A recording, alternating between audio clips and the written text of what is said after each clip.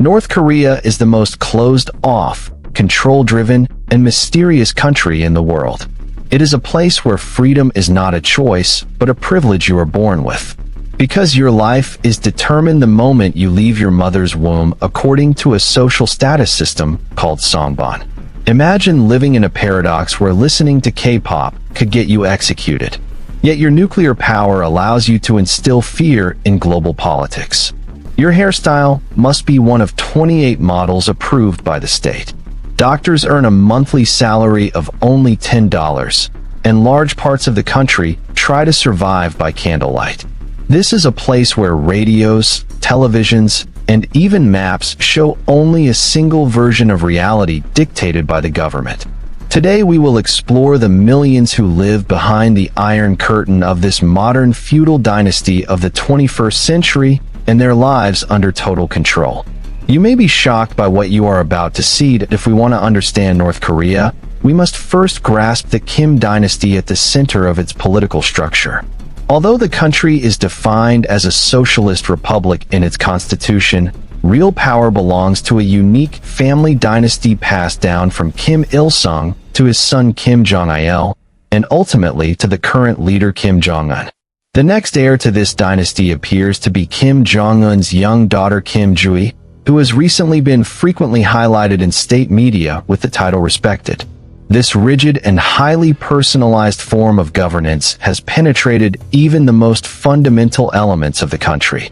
It is strictly forbidden for citizens to have the same name as the leader, and those who do are required to change their names. Moreover, the depth of control reshapes the perception of time in favor of the regime. For example, North Korea's official calendar called Juche begins with the birth year of its founding leader Kim Il-sung, which is 1912. Therefore, while it is 2025 for us, it corresponds to the year 114 in the Juche calendar for them. In other words, the past and the future are shaped entirely according to the will of the dynasty. This absolute control is implemented through the Songbun system, which determines a person's fate even before they are born based on family background. This social status ranking classifies families according to their loyalty to the regime before and during the Korean War. For example, children from families loyal to the regime are granted access to better education and higher-level career opportunities, while those with a bad or enemy background are condemned to limited educational options, low-paid jobs, and living in the poorer regions of the country. Even career choices are a result of this system and state assignments. In other words, it is not about individual rights, but a centralized planning mechanism. If you do not have money or the ability to pay a bribe, changing the job you have been assigned to is nearly impossible. At one point, thousands of young people were forced to leave their cities and grow potatoes in mountainous regions for this very reason. This mandatory reassignment became a ruthless decision that condemned them to the farming class almost forever, sealing their fate. The level of control in North Korea does not end there. In fact, it often goes as far as questioning personal sincerity. A striking example of this is the obligation for citizens to cry during national mourning days or when they see the leader, Kim Jong-un. During these ceremonies, scenes of crowds crying are broadcast on state media to demonstrate their absolute loyalty to the regime. Moreover, those whose crying is deemed insincere or who do not appear sufficiently saddened may face unpleasant questioning. And this strict system extends into even the smallest details of daily life, as you will see next. Naturally, such a powerful political structure has created an isolated daily life that cuts off the country's connection with the outside world. For example, most North Koreans do not have access to the global internet. Instead, they are required to use Kwangmyeong, a private network mainly intended for internal communication and strictly filtered by state censorship. On top of that, making international phone calls is considered a serious crime, and leaving the country without permission leads to the harshest punishments. This absolute control over information has even altered the country's geographical perception. Although we all know that the Korean peninsula is divided in two, Many citizens in the country believe they live in a single and unified Korea because the maps they see do not show South Korea. Of course, technological and cultural products are also affected by this isolation. For example, it is not possible to find global brands such as iPhone or Samsung Galaxy in North Korean markets. Citizens are required to use basic smartphones produced by local brands like Jindali, Pyongyang, or Arirang. These phones are equipped with an integrated censorship system that blocks access to any content not approved by the state and continuously monitors user activity. This ideology is reflected in the consumption culture as well. For example, the majority of North Koreans do not even know what Coca-Cola tastes like. The sweet and carbonated drink called cocoa, which you may see in supermarkets, is merely an imitation of the global brand. Similarly, it is impossible to come across an American-style hamburger. Instead, there are sandwiches made with thin slices of meat and overcooked vegetables. It does not end there. Cultural restrictions extend even to clothing. For a long time, blue jeans were banned because they were considered a symbol of American capitalism. Although these bans have loosened slightly today, they are still rarely seen. The situation is even more striking for women.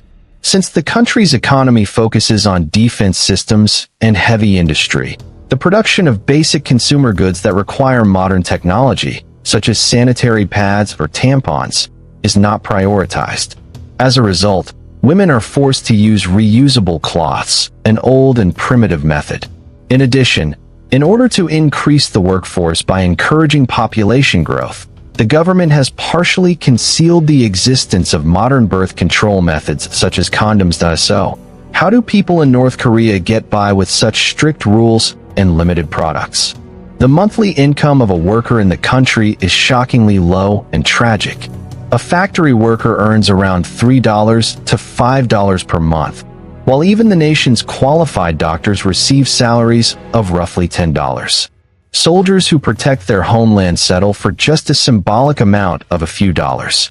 However, what truly matters is not the salaries, but the state's subsidies that captivate the population. Each family is provided with free housing, basic food such as rice, electricity, cooking oil, and free access to schools and hospitals. Yet, even this system is highly unstable. In some regions, families may go months without receiving enough rice. In such cases, makeshift markets called Jangmadang, where people sell daily necessities such as dried fish, vegetables, soap, and imported goods from China, become their lifeline. Although these markets are not technically legal, they are indispensable for those who want to survive. The greatest challenge of daily life is undoubtedly the never-ending power outages. If you look at North Korea from a satellite image at night, you will see that the entire country is trapped in darkness with only the capital Pyongyang faintly illuminated. This situation is even more tragic for those living in rural areas. Electricity is provided to these regions for only a few hours a day. As a result, many students are forced to study under street lights, while homes rely on gas lamps or candles. The situation is not much different in the free housing units I mentioned earlier. Most apartments do not have modern hot water systems. People usually have to go to public bathhouses to use water heated with coal or wood. The social life, which struggles with shortages and survives through these subsidies, is also woven with strict rules. For example, even the marriage system carries traces of songbon. Those from higher classes can usually marry only someone from the same class. Women, on the other hand, typically marry in their 20s. Being single at the age of 30 is considered extremely unusual in society. The real reason behind the low divorce rates is not happy relationships, but the cultural and legal restrictions that prevent separation. Naturally, in a country with such strict enforcement on marriage, marrying a foreigner is nothing more than a dream. The North Korean government is extremely strict about preserving what it sees as the pure national bloodline. In other words, it is believed that marriage with foreigners would taint the bloodline and undermine the loyalty of future generations. On the other hand, this requirement for purity and absolute loyalty does not remain limited to marriage.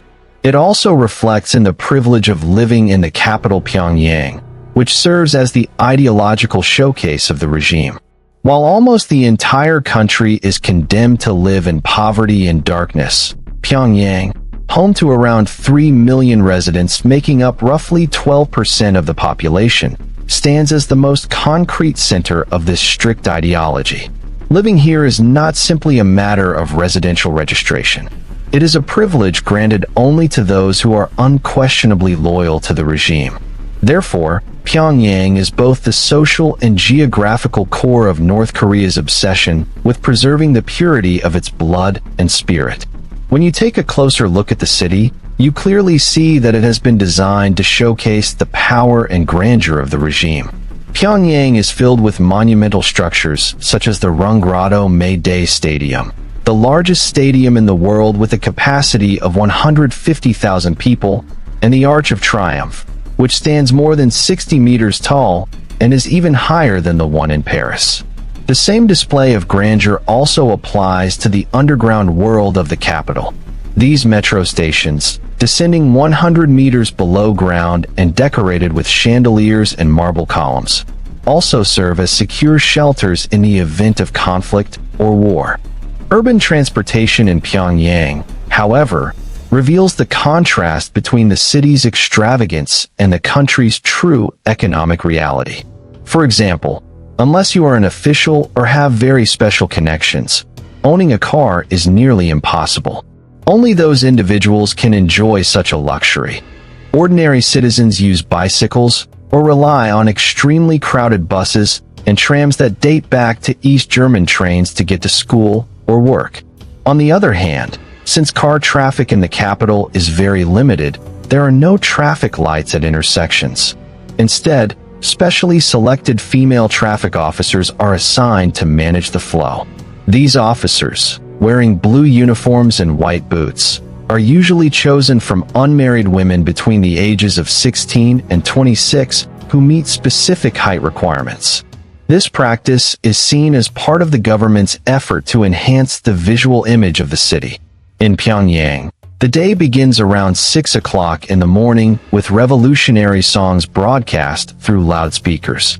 Behind this orderly and flamboyant image, the country's foreign policy relies solely on the harsh reality of nuclear deterrence and military power.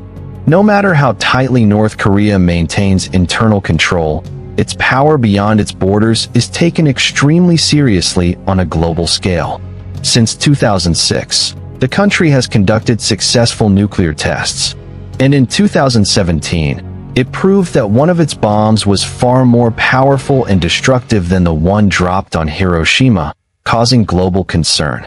In addition, North Korea has one of the largest standing armies in the world.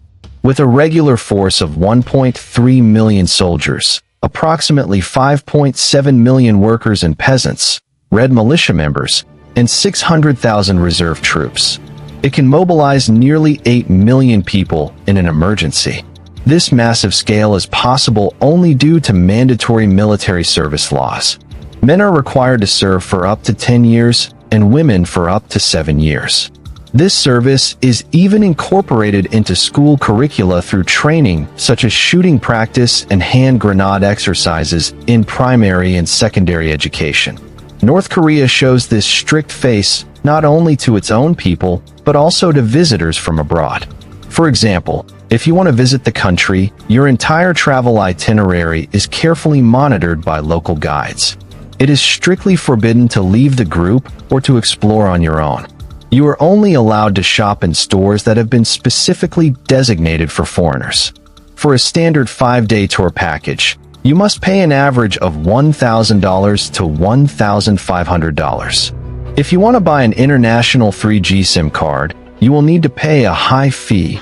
North Korea, despite its modern surveillance and strict rules, also offers historical and geographical beauties worth discovering. For example, the city of Kaesong, located near the South Korean border, has a rich history that includes 600-year-old traditional wooden houses and the tombs of Goryeo kings. It is also known for its famous table setting where more than 10 small dishes are served at the same time. If we head north in the Rasan Special Economic Zone near the Chinese and Russian borders, rare interaction with local culture is possible. In its busy free market, everything from seafood to electronics is sold. Interestingly, in Rasan, unlike the rest of North Korea, the Chinese yuan, Russian ruble, and even the US dollar are accepted. This shows that the regime bends certain rules for economic gain. The country's geography is full of natural mysteries. One of the most unique is Lake Chan, formed on Mount Chilbo in North Hamgyong Province. Since the lake can sometimes turn red and sometimes gray, and due to the perfectly circular ripples that suddenly appear on its surface, locals consider it to possess a hidden power. In addition, the water level of Heaven Lake located on Mount Peak 2, the highest volcano on the peninsula, can rise and fall by 1 meter within just a few days. In addition to all this, North Korea also has a rich culinary culture. One of the most notable dishes is naengmyeon, known for its unique flavor. Made from buckwheat and potato starch, it is a refreshing dish served in icy broth. Along with this, palak, which symbolizes family gatherings and hospitality, and tea, which represents good fortune during weddings and birthdays, are also indispensable elements of the national cuisine. The cultural life of North Korea revolves entirely around the leader, which makes it a celebration of propaganda. For example, every year on April 15th, the Day of the Sun Festival is held to celebrate the birthday of Kim Il-sung. These events are marked by grand ceremonies and mass dances involving thousands of citizens and are celebrated simultaneously across the country. However, the pinnacle of this celebration is the Arirang Festival held at the Runggrado May Day Stadium in August and September. In this event, tens of thousands of highly skilled performers create dynamic visual scenes simultaneously. Thanks to their precise coordination, these shows have even been recognized by the Guinness World Records. These remarkable performances are not only an expression of limited individual freedom, but also a representation of collective discipline and absolute loyalty to the regime. In conclusion, North Korea resembles a striking laboratory of paradoxes trapped in its own timeline in the middle of the 21st century.